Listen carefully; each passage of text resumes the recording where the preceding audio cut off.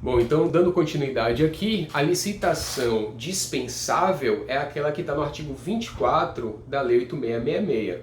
E a contratação direta ela é possível quando se está diante de valores baixos, ou seja, de um valor que a lei prevê essa possibilidade de contratação direta, quando se está diante de uma situação de calamidade, de necessidade premente, urgente, ou quando se contrata com o próprio poder público, União, contratando estados, ou uma pessoa jurídica que integra a administração pública indireta.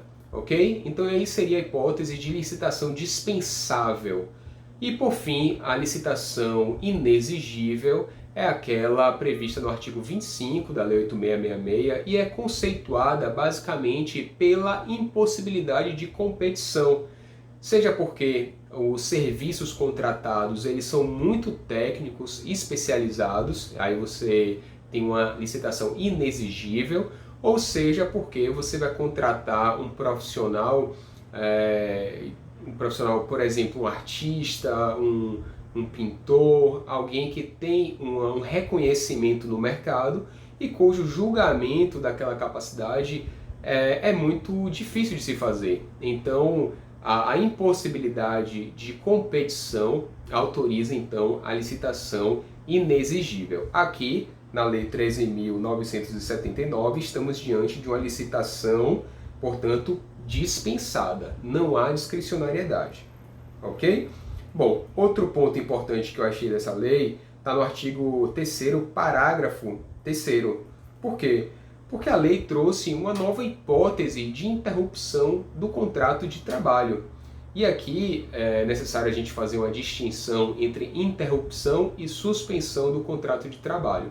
A interrupção acontece quando o funcionário ele sai, por exemplo, no afastamento dos 15 primeiros dias em razão de uma doença incapacitante, quando ele vai, ele acaba de contrair casamento, matrimônio, a lei assegura a ele um período de gozo ali daquela licença.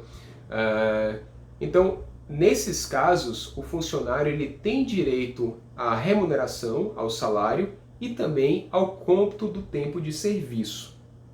Por outro lado, a suspensão do contrato de trabalho é quando o funcionário não tem direito à contraprestação do salário e ele não tem direito ao cômputo do tempo de serviço. Em regra, acontece quando se está diante de uma sanção ao empregado, tá certo? Exemplo, em razão de uma falta injustificada ou de uma suspensão disciplinar do empregado. Aqui a lei prevê o seguinte, que caso o empregado ele não compareça ao trabalho em razão de alguma das medidas acima, ou seja, um isolamento compulsório, uma quarentena, ele terá direito à contraprestação, ao salário e ao tempo de serviço.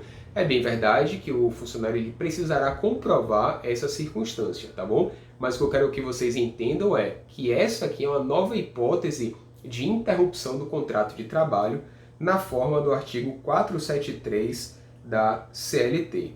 É bem verdade que muitas empresas estão passando por um processo, uma crise financeira muito grande e estão pleiteando ao Poder Executivo Federal alterações através de medidas provisórias ou leis que permitam a flexibilização de alguns direitos trabalhistas, como jornada de trabalho, como a própria redução do salário dos trabalhadores. Essa é uma medida que está e provavelmente vai passar no Congresso para atender a esse pleito de muitas empresas, sob pena de você inviabilizar e levá-las à recuperação judicial ou falência. Mas, até então, pela Lei 13.979, nós estamos diante apenas de uma interrupção do contrato de trabalho desses funcionários, ok?